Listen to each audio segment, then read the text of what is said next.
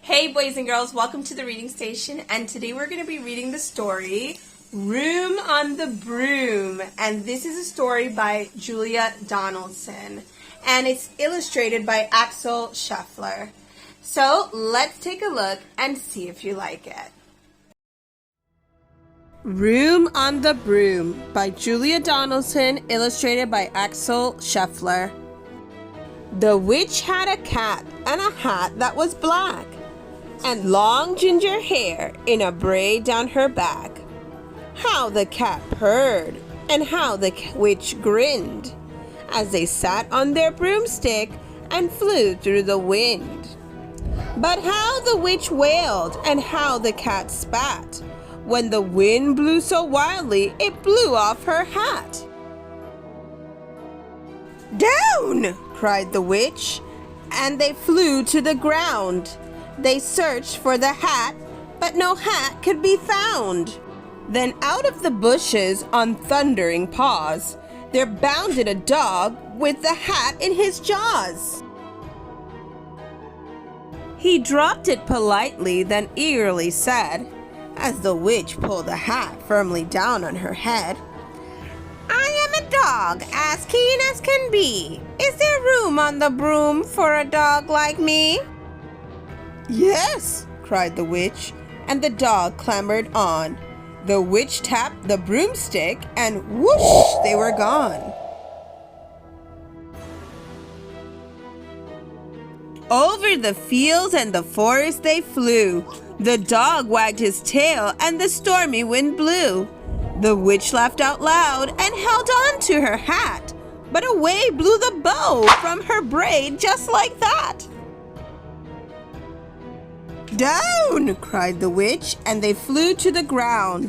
They searched for the bow, but no bow could be found. Then out from a tree with an ear-splitting shriek, there flapped a green bird with the bow in her beak. She dropped it politely and bent her head low. Then she said, as the witch tied her braid in the bow, "I am a bird as green as can be. Is there room on the broom for a bird like me?" "Yes," cried the witch, so the bird fluttered on. The witch tapped the broomstick, and whoosh, they were gone. Over the reeds and the rivers they flew. The bird shrieked with glee, and the stormy wind blew.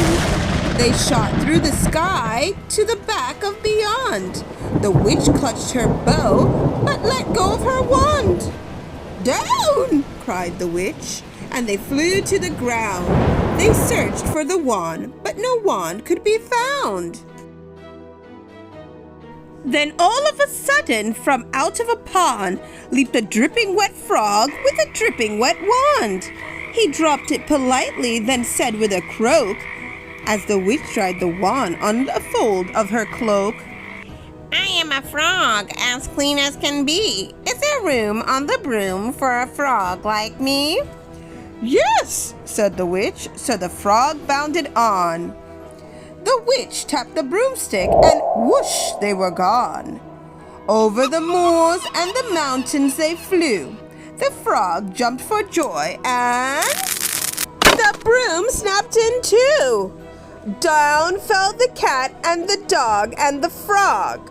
Down they went tumbling into a bog. The witch's half broomstick flew into a cloud, and the witch heard a roar that was scary and loud.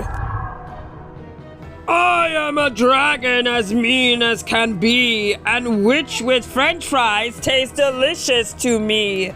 "Ew!" cried the witch, flying higher and higher. The dragon flew after her, breathing out fire. "Help!" cried the witch, flying down to the ground. She looked all around, but no help could be found. The dragon drew near with a glint in his eyes and said, "Just this once I'll have witch without fries."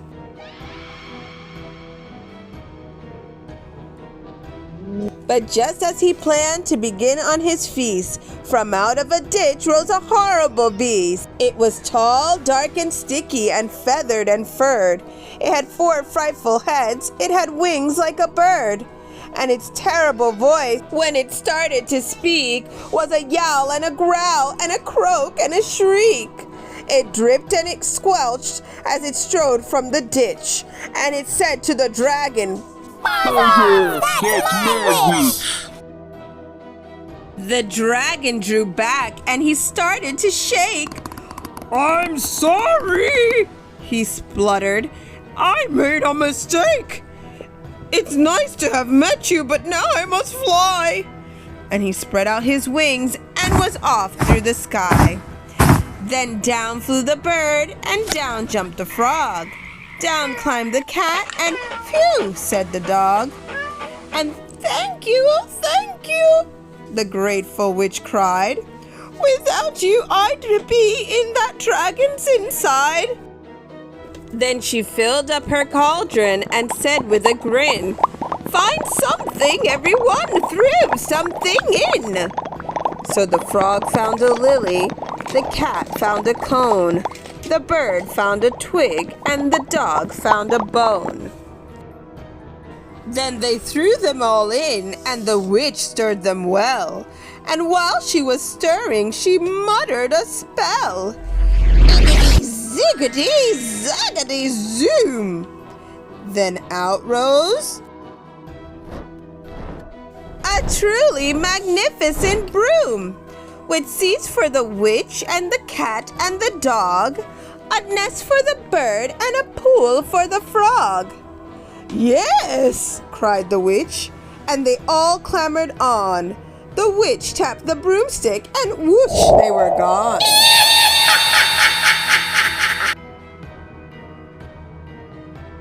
The end.